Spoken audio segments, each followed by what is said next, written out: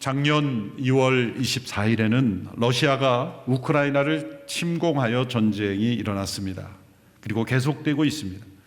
올해 2월 6일에는 튀르키예 시리아 대지진이 일어났습니다. 매년 2월 이렇게 세계를 뒤흔드는 일들이 일어나고 있습니다. 예수님께서 마태복음 24장의 종말의 징조로 말씀하신 그대로입니다. 나라와 나라, 민족이 민족을 대항하여 전쟁이 일어날 것을 말씀하셨고, 기근을 말씀하셨고, 지진을 말씀하셨습니다. 거짓 예언자와 적 그리스도는 이미 세계 도처에, 우리나라에도 그러한 거짓 예언자들이 성행하고 있습니다. 또한 많은 사람들의 사랑이 식어지고, 그리고 자기밖에 모르는 극단적인 이기주의, 이것이 바로 이 세상의 특징입니다. 세상에는 자원이 없고 또 나눌 것이 없어서가 아니라 극단적인 이기주의 때문에 양극화가 일어나고 경제적 불균형이 일어나고 또한 세상이 지옥과 같은 그러한 상황에 처닿는 것입니다. 예수님의 이 말씀이 그대로 이루어지고 있는 것을 알면서도 예수님께 주목하지 않는 것, 이것이야말로 진실의 귀를 닫는 어리석으며 완악함일 수밖에 없습니다. 이 세상에 소망이 보이지 않습니다. 한때 수많은 사람들이 바라보고 또 아메리칸 드림을 말했던 미국을 봐도 그렇습니다. 세계는 여전히 미국이 경제 군사적인 가장 큰 힘을 가진 나라로 여기고 실제로 그렇습니다. 그러나 예전처럼 더 이상 미국에 대한 도덕적 존경심을 가지고 있지는 않습니다. 정교도 시대에 불려졌던 언덕 위에 빛나는 도시로 여겨지지 않습니다. 그 대신 폭발적으로 증가되는 살인 범죄, 총기로 인한 엄청난 대량 사상, 그리고 마약 범죄가 성행하는 나라로 여겨집니다. 최근 몇 년간 마약에 의하여 사망한 숫자가 코로나 팬데믹으로 인해 사망한 환자보다 더 많다는 거죠. 사망자가. 절망적인 모습입니다. 우리나라도 그러한 추세에 끌려가고 있습니다. 마약 청정국에서 이제 마약 소비국으로 급속하게 전환되어 가고 있습니다. 출산율은 세계 최저로 0.78까지 떨어져서 이런 속도로 수십 년 가면 나라가 소멸되는 것입니다. 역사적으로 저출산의 위기를 극복하지 못한 나라는 다 소멸된 것이 역사적 사례입니다. 어떤 전쟁이나 급속한 지진으로 인한 소멸은 극소수고 소멸의 이유는 저출산입니다. 또 우리나라에도 극단적인 이기주의가 성행하여 갓 태어난 새 생명을 버리고 가족을 죽이고 살해하는 끔찍한 범죄들이 도처에서 일어나고 있습니다. 가장 큰 문제는 모두가 이러한 상태에 익숙해져 가고 있다는 거예요. 이런 뉴스를 들어도 이제는 놀라지 않는 것입니다. 어떤 수치심이나 분노나 저항도 하지 않으며 자연스럽게 받아들여지고 있다는 거죠. 그것이 더 절망스러운 것입니다. 이렇게 세상이 소망이 없는 사회가 되어가는 것은 하나님 없는 사회를 사람들이 추구하기 때문입니다. 하나님의 존재를 부정하는 것에 그치지 않고 하나님을 모욕하고 대적하고 또 하나님의 창조 질서를 거스르는 세상을 추구하고 있기 때문입니다. 그런데 하나님은 이렇게 하나님 없는 사회를 꿈꾸는 이 세상에 대하여 여전히 소망을 품고 계시고 여전히 그들을 사랑하시며 그들 가운데 하나님의 사랑이 전해지기를 바라고 계시다는 것입니다. 오늘 로마서 15장 13절의 말씀에 소망의 하나님이라는 표현이 나옵니다. 그래서 우리가 소망을 둘 수 있는 하나님이란 뜻이기도 하며 또한 하나님 당신 자신이 소망을 가지고 일하시는 하나님이라는 뜻이기도 합니다. 이 세상에 대하여 하나님은 아직도 포기하지 않으셨습니다. 예수님을 통하여 종말의 징조에 대하여 이렇게 자세히 말씀하신 것은 이 마지막 때까지 하나님은 세상을 버리지 않고 이 세상에 대하여 소망을 가지고 포기하지 않으신다는 의미이기도 한 것입니다. 그 소망으로 인하여 우리가 구원을 받았고, 그 소망으로 인하여 교회가 세워져 있고, 그 소망으로 인하여 복음이 온 세상에 지금도 전해지고 있습니다. 이러한 재난이 처하면 가장 먼저 움직이고 어찌하든 도우려고 하는 것은 역시 교회이며 역시 성도들입니다. 하나님의 소망은 무엇입니까? 첫째로 우리 믿는 자들이 구원의 소망을 품는 것입니다. 오늘 본문 15장 4절의 말씀, 지난주 본문이지만 다시 끌어와서 4절의 말씀을 보십시오. 무엇이든지 이전에 기록된 것은 우리에게 교훈을 주기에 기록됐습니다. 이는 우리로 하여금 성경이 주는 인내와 위로로 인해 소망을 품게 하려는 것입니다. 하나님의 말씀에 기록된 목적, 그것이 우리에게 소망을 주는 것. 무슨 소망입니까? 구원의 소망입니다. 세상 사람들이 소망이라는 단어를 쓸 때는 되게 불확실성, 확실함을 얘기하는 것보다 그렇게 될지 안 될지 모르지만 되기를 바란다라고 할 때 이 소망이라는 단어를 써요. 그러나 그건 낙관주의일 뿐입니다. 하나님의 말씀에 나오는 소망은 확실한 것을 의미하는 거예요. 확실히 이루어질 것을 믿는 것을 가리켜 소망이라고 말합니다. 사람들은 비전이라는 단어, 이 비전, 본다라는 그러한 단어를 쓸 때 미래의 소망을 바꿔가는데, 사실 이 소망이라는 단어, 사람들의 비전은 현재에서 미래를 보는 거죠. 현재 위치에서 미래에 이루어질 것을 바라보는데, 성경의 소망은 그렇지 않습니다. 미래에서 현재를 보는 거예요. 어떻게 해서 미래 현재를 봅니까? 미래에 확실히 이루어질, 하나님의 약속이 이루어질 믿음으로 현재를 볼 수 있는, 이게 소망입니다.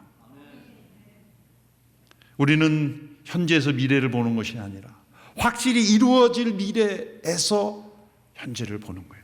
새하늘과 새 땅에 대한 소망, 부활의 소망, 그리고 영원한 나라에 대한 소망, 그리스도께서 온전히 다스릴 소망, 이 소망이 언젠가 완성될 그 믿음으로 우리의 삶을 내다보는 것, 이것이 세상의 비전과 다른 거예요. 히브리서 6장 11절의 말씀에 그래도 우리는 여러분 각자가 소망의 완성에 이르기까지 동일한 열심을 나타내기를 간절히 원합니다. 로마서 8장 23절에서 25절은 같이 한 목소리를 함께 읽겠습니다. 시작. 그뿐 아니라 또한 성령의 첫 열매를 가진 우리조차도 속으로 탄식하며 양자됨 곧 우리 몸의 구속을 기다리고 있습니다. 이는 우리가 이 소망 가운데 구원을 받았기 때문입니다. 그러나 눈에 보이는 소망은 소망이 아닙니다. 보이는 것을 누가 소망하겠습니까? 만약 우리가 보지 못하는 것을 소망한다면 참고 기다려야 합니다. 우리가 소망 가운데 구원을 받았다, 소망으로 구원을 받았다고 말합니다. 믿음으로 구원받았다고 하지 않았으니까 왜 갑자기 소망이 나옵니까? 이 믿음이 미래를 향할 때 그걸 소망이라고 말하죠. 그러니까 믿음이 더 넓은 개념이고, 그 믿음이 미래의 시제가 소망이죠. 우리의 몸의 구속, 그것이 반드시 이루어질 것이기에 우리는 그 미래에 대한 믿음으로 구원을 받았다. 이것을 소망 가운데 구원을 받았다. 이렇게 표현을 한 거죠. 참된 성도는 새하늘과 새 땅을 소망합니다. 부활의 몸을 소망합니다. 하나님의 나라가 온전히 이루어질 것을 소망합니다. 아직 보지 못하는 것들이지만 우리 눈에 보이지 않는 그 하나님의 약속이 온전히 이루어질 것을 우리는 소망합니다. 그 소망이 우리 가운데 품게 되기를 하나님은 원하십니다. 이 소망은 환난 속에서 더 빛을 발합니다. 어두운 밤하늘에 별빛이 반짝이듯이 절망의 상황 속에 이 소망은 빛을 발합니다. 로마서 5장 2절에서 5절에서 이 소망을 말씀했죠. 제가 읽어보겠습니다. 또한 우리는 그분으로 인해 우리가 믿음으로 서 있는 이 은혜에 들어감을 얻었으며 하나님의 영광을 바라며 기뻐합니다. 이뿐만 아니라 우리는 또한 환난 가운데서도 기뻐합니다. 이는 환난을 인내는 연단을 소망을 이루는 줄 알기 때문입니다. 이 소망은 우리를 낙심시키지 않습니다. 우리가 믿음으로 서 있는 이 은혜 들어갔을 때, 환난을 만날 때, 환난은 인내를 연단을 소망을 만들어냅니다. 우리가 진짜 소망은 언제 발견합니까? 절망적 상황 속에서 소망을 만나는 거예요. 모든 일이 잘 되고 형통할 때 소망이라는 게 무엇인지 모릅니다. 그러나 절망적 상황 속에서 이것이 소망이구나라는 것을 체험할 수 있죠. 지리키에로 대지진으로 무너진 그 폐허 속에서 소망을 발견할 수 있는 겁니다. 우리나라가 전쟁 직후 온 나라가 다 폐허가 되었을 때 어디서 소망을 발견할 수 있겠습니까? 절망의 한복판이었습니다. 그런데 소망을 품은 이들이 있었습니다. 새하늘과 새 땅에 대한 소망이 있는 사람이었습니다. 부활의 복음을 믿고 변화된 성도들이었습니다. 나라의 지도자들이 이 나라를 이렇게 바꾼 것 같지만 수많은 믿음의 사람들이 나라와 민족을 위해 기도하고 이 소망 가운데 일함으로 인해서 이 나라가 변화되었다고 믿습니다. 마르크스주의자들은 이 소망이라는 단어를 싫어하죠. 천국에 대한 소망, 부활에 대한 소망, 새하늘과 새 땅에 대한 소망을 말하는 성경은 현실을 도피하게 하고 외면하게 하기 때문에 싫어합니다. 그러나 역사의 변화를 일으키고 현실을 가장 건강하게 변화시킨 사람 모두가 다 천국의 소망을 확실히 가진 사람들이에요. 역설적인 거죠.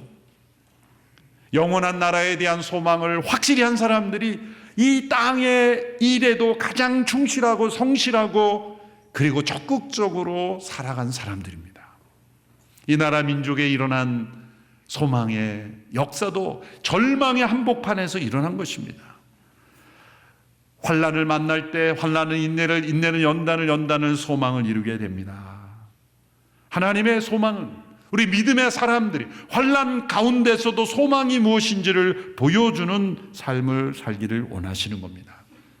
두 번째로 이 하나님의 소망은 열방이 예수 그리스도에게 소망을 두게 되는 것이죠. 오늘 우리가 함께 읽은 본문의 9절부터 12절까지 사도 바울이 구약의 여러 구절을 인용하고 있습니다. 시편, 신명기, 이사야, 이렇게 모세오경과 그리고 시편과 예언서에서 여러 구절을 인용하는 건 요 구절만 나오는 게 아니라 구약 전체에 널려 있는 이 하나님의 소망의 말씀입니다.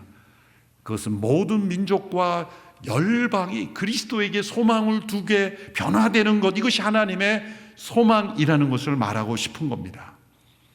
우리말에는 이방 사람들, NIV도 젠타일 이렇게 번역이 되어 있지만 원래 이 에트네라는 단어는 우리가 인종을 말하는 에스니터티를 말하는 그 단어로 번역되는 그 원 단어인데 민족들, 열방들 그렇게 번역하는 것이 더 좋겠습니다.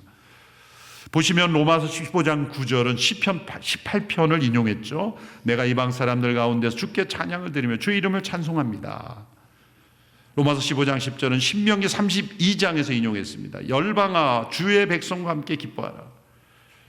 로마서 15장 11절은 시편 117편을 인용했습니다.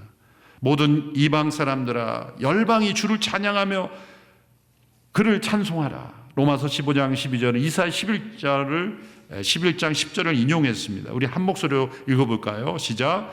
이새의 뿌리 곧 이방 사람들을 다스리기 위해 일어나시는 이가 있으리니 이방 사람들이 그 안에 소망을 둘 것이다. 열방이 예수 그리스도에게 소망을 둘 것이다. 예수 그리스도가 열방의 소망이심을 모든 사람들이 알게 되는 것, 믿게 되는 것, 변화되는 것, 그것을 하나님이 소망하셨다는 거예요. 지난 2주간 우리 로마 교회 분열의 문제를 다루었죠. 음식 문제, 절기 문제로 인해서 자유한 사람들이 자유하지 못한 사람들을 믿음이 약하다고 판단하고 또 그것이 어떤 로마 교회의 갈등과 분열의 원인이 되었습니다. 그런데 그것은 실상 겉으로 나타나는 소위 에피소드들입니다. 음식을 먹을 수 있느냐 없느냐, 또 절기를 지키느냐 안 지키느냐의 문제는 사실 분열의 가장 중요한 이유는 아니었다는 겁니다. 오늘 본문에 보면 더 깊은 의미를 말하고 있어요. 내가 말하고자 하는 것은 이것입니다. 9절에 이렇게 시작하는 것은 너희들의 이 분열의 원인이 겉으로는 음식 문제, 절기 문제, 더 깊은 원인이 무엇인지 아느냐? 이것은 열방이 그리스도에게 소망을 두는 것으로 너희들이 하나 되지 못했기 때문이다. 아직도 유대인이냐 로마인이냐, 절기를 지키냐 안 지키느냐, 이런 이슈가 분열의 이유가 된 것은 핵심을 당신들이 아직 놓치고 있는 것이다. 복음 안에서의 핵심은 뭡니까? 열방이 그리스도 안에서 하나 되는 것. 열방이 그리스도에게 소망을 두는 이 하나님의 소망으로 하나 되지 못한 것이다. 그래서 인종이 다른 게 보이고, 그래서 이 법과 제도가 중요하고, 그래서 모든 게 문제가 되는 거예요. 하나님의 백성들이 하나님의 소망으로 하나 되지 못하면 분열된 이유가 수천 가지가 되는 거예요. 분열될 이유가 수천 가지가 되는 거예요. 사사건건 의견이 다를 수밖에 없는 거예요. 믿음이 강하냐 약하냐를 떠나서 믿음이 강한 자가 있으면 더 강한 자가 나오고, 내 믿음이 중하냐 당신 믿음이 중하냐, 결국은 그렇게 해서 그리스도파와 예수파가 싸우는 거예요. 교회 안에 들어보면 다 일리가 있어요. 그런데 그 분열의 많은 에피소드들이 나오는 이유를 보면은 핵심이 빠져 있어요. 하나님의 소망이 마음속에 없는 거예요. 오늘 이 교회 지난 37년의 역사에 왜 문제가 없었고 어려움이 없었겠습니까? 그런데 하나됨이 지켜졌던 이유는 단 한 가지예요. 열방이 그리스도에게로 나오는 이 선교의 비전으로 하나 되었다는 거예요. 무슨 어떤 조직 관리를 잘하고 어떤 뭘 잘하고 하는 게 아니에요. 하영조 목사님이 2,000명의 선교사 파송을 선포했을 때, 그때 성도들이 3,000여 명 안팎에 거의 전 성도들이 다 나가야 그 비전이 이루어지는 거죠. 놀랍게도 성도들이 그 비전에 하나 되었어요. 목사님은 2011년 떠나셨지만 2018년도 선교사 누적 파송이 2,000명이 넘어섰어요. 우리가 그 숫자를 자랑하는 게 아니라 그 비전이 하나 되게 했고, 열방이 그리스도에게로 나아오는 일을 위해 성도들이 하나 됐기에 그 밖에 많은 에피소드들은 다 지나가는 거예요. 음식 문제처럼 절기 문제처럼 그렇게 이슈가 될 만한 게 왜 없었겠어요? 다 있죠. 그런데 하나님의 소망, 열방을 향한 하나님의 소망이 우리 온누리 교회 성도들을 하나 되게 했기 때문에 그 밖에 모든 에피소드는 다 지나가 버리는 거예요. 가장 중요한 중심이 되었던 거예요. 오늘 일부 예배도 7명의 선교사들이 폴란드, 레바논 난민촌으로 파송되고 또 이슬람권으로 파송되고 그랬습니다. 누적 파송이 2,188명. 현재 활동 중에 있는 선교사님 77개국에 869명의 선교사님들이 활동하고 있어요. 이 많은 선교사님들을 후원하고 돌보고 그렇게 성도들이 하고 공동체별로 중보하고 단기 선교 가느라 우리는 싸울 힘이 없는 거예요. 싸울 시간도 없는 거예요. 다투고 싸울 에너지와 힘이 없는 거예요. 다투고 싸우는 교회를 보면 에너지가 너무 많아요. 열방이 그리스도에게로 나오는 이 한 가지 하나님의 소망으로 교회가 하나 된다면 교회는 많은 에피소드들이 지나갈 수 있는 거죠. 우리가 무엇으로 기뻐하고 무엇으로 서로를 하나 되게 할 수 있습니까? 우리 각자의 필요를 채우는 것도 불가능한 거예요. 성도들이 적으나 많으나 각자의 필요를 채우는 것도 거의 불가능해요. 각자의 필요를 뛰어넘는, 또 생겨나는 여러 이슈를 뛰어넘는 그것이 무엇이냐? 열방이 그리스도에게 소망을 두는 하나님의 소망으로 우리가 하나 될 때 우리는 하나님의 역사에 계속해서 쓰임받는 교회가 될 수 있습니다. 오늘 이렇게 37년 동안 우리 선교사님들을 파송하고 후원하고 돌보는데 선교 헌금에 썼던 예산을 다 합쳐면 대한민국에서 가장 좋은 예배당 한 몇 채는 졌을 거예요. 그렇지만 우리가 열방이 그리스도에게 돌아오는 일에 최선을 또 최우선순위를 했기 때문에 하나님께서 오늘 이 교회를 지켜주셨다고 믿습니다. 하나님의 소망은 우리 성도들이 이 소망이 넘쳐 흘러가는 통로가 되는 것입니다. 오늘 보면 13절의 말씀 너무 중요한 말씀이에요. 로마서 15장 13절의 말씀 우리 같이 읽어볼까요? 시작. 이제 소망의 하나님께서 여러분의 믿음 생활 가운데 모든 기쁨과 평강을 충만하게 하셔서 성령의 능력으로 소망이 흘러넘치게 하시기를 빕니다. 빕니다. 이건 기도한다는 것입니다. 바울의 기도입니다. 바울은 로마 교인들이 소망의 하나님께서 성령의 능력으로 소망이 흘러 넘치게 하시기를 기도한 이유는 뭘까요? 자신이 넘치는 소망을 체험했기 때문이에요.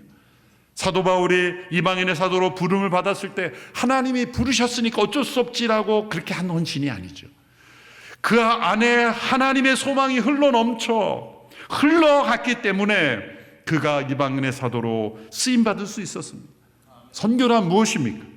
하나님의 소망이 우리를 통해 세상에 흘러가는 것입니다. 복음이 전해지는 곳에 하나님의 소망이 임하는 것입니다. 예수님을 믿는 사람들로부터 질문을 받아야 됩니다. 어떤 질문입니까? 당신이 이런 상황 속에서도 낙심하지 않을 수 있는 이유는 무엇입니까? 이렇게 절망적인 상황에서도 소망을 잃지 않는 이유는 무엇입니까? 이런 질문을 받아야 진짜 믿음의 사람이에요. 이런 질문을 못 받는다면 똑같이 사는 거고 휩쓸려 사는 거고 소망 없이 사는 겁니다. 베드로전서에 나오죠. 너희 안에 있는 소망에 관한 이유를 묻는 자들에게 대답할 것을 항상 예비하라.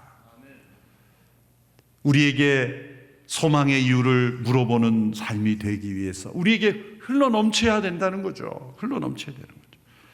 최근 미국의 켄터키 윌모어에 있는 에즈베리 신학교에 부흥이 일어나고 있다는 소식을 들립니다. 몇 주 동안 계속 예배당에 24시간 예배가 끊이지 않으며 행사로 하는 게 아니라 자발적으로 예배의 자리를 떠나지 않는 일이 일어나서 사람들이 들어오지 못해서 그 학교 교정에서 또 예배당에 들어오기 위해서 수만 명이 미국 전국에서 모여들고 이런 부흥이 일어나는 것, 이것은 하나님께서 미국을 버리지 않으셨다.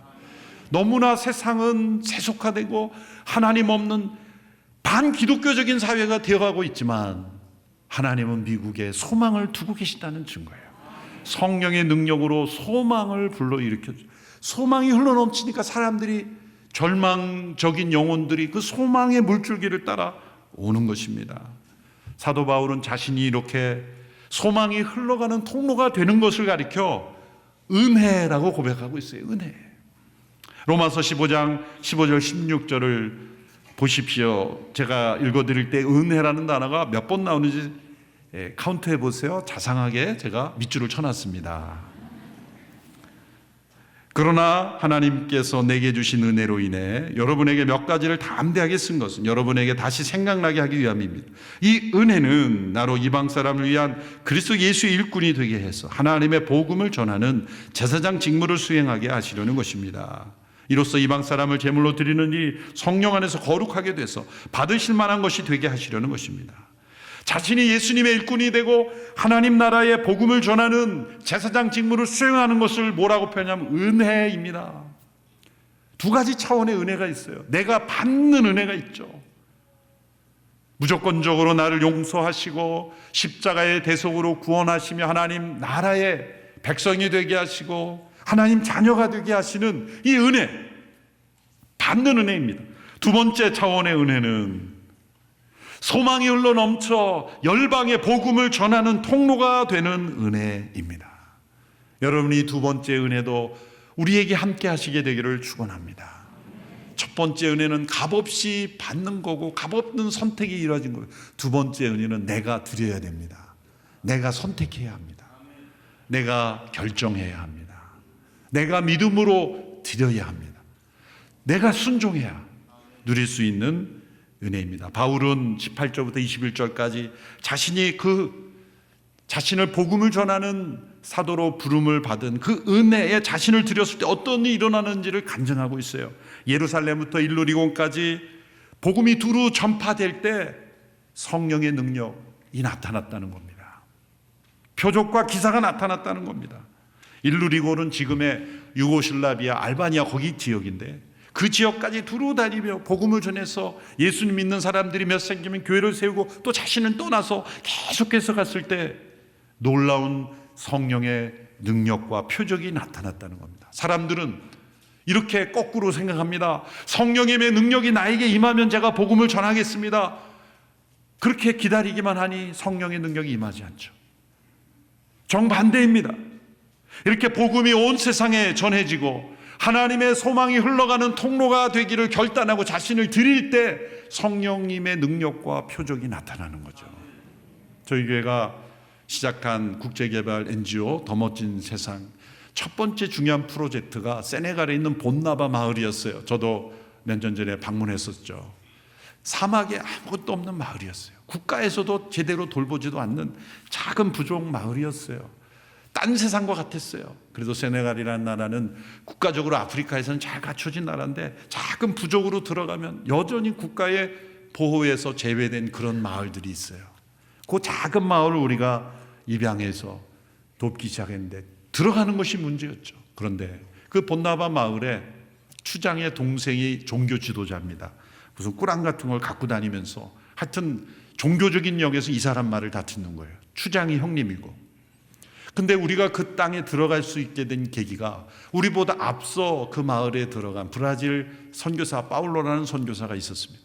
근데 그 선교사가 어떻게 그 마을에 들어가게 됐는지 저희 얘기해 줬는데 자신이 그 마을에 들어가서 놀랍게도 자신을 영적 지도자처럼 무조건 따라주는 것을 몰랐다는 거예요. 그래서 왜 그런가 봤더니 그 선교사가 그 마을에 방문하기 일주일 전에 그 종교 지도자가 꿈을 꿨는데 똑같은 사람이 꿈에 나타난 거예요.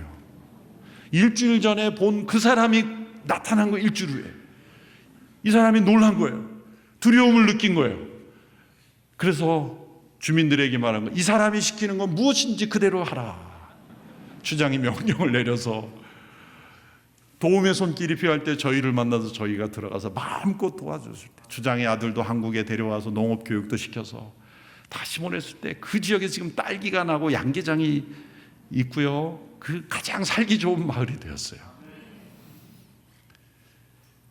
우리가 할 수 있는, 우리가 어딘 줄 알고 우리가 또 문을 두드렸을 때 되겠습니까? 성령님께서 앞서 행하고 계시는 거예요. 하나님의 소망이 열방에 흘러가기를 열망하는 사람들에게는 표적과 기사가 함께 하십니다. 왜냐하면 완악한 사람들은 이 표적과 기사가 없이는 받아들이지 않기 때문이에요. 그 사람들이 정중하게 페이퍼로 프로젝트 제안해가지고 주면 받아들일까요? 굶어 죽는 한이 있어도 쉽게 받아들이지 않습니다. 표적과 기사가 함께 할 때 문을 여는 사람들이 있어요. 성령님의 역사는 복음 전도와 함께 역사되는 거예요. 사도 바울이 20절에 이렇게 말하죠. 나는 그리스도의 이름을 부르지 않는 곳에 복음 전하기를 열망했습니다. 열망은 뭡니까? 하나님의 소망이 자신의 꿈이 되는 거예요. 하나님의 열망, 하나님의 소망이 자신의 열망이 되는 것입니다. 여러분, 우리의 삶 속에 하나님의 소망이 열망이 되기를 바랍니다. 하나님은 우리의 소망이 되실 뿐만 아니라 하나님 그분이 소망을 가지고 일하시기에 우리에게 그 소망을 부어주시고 그 소망이 열방에 흘러가기를 원하시고 이 종말의 한복판에서 마지막 때를 향하여 가고 있는 이 세상 속에서도 하나님은 소망이 무엇인지를 보여주기를 원하십니다. 이 소망의 통로가 되는 우리 모두 온누리교회 성도들이 되기를 축원합니다. 기도하겠습니다. 하나님 아버지, 하나님의 소망으로 우리의 열망을 삼는 저희들 되게 하옵소서. 소망이 흘러넘치게 하옵소서. 하나님의 복음이 온 세상에 전파되는 일을 가장 기뻐하고 헌신하는 온누리교회 되게 하옵소서. 예수님의 이름으로 기도하옵나이다. 아멘.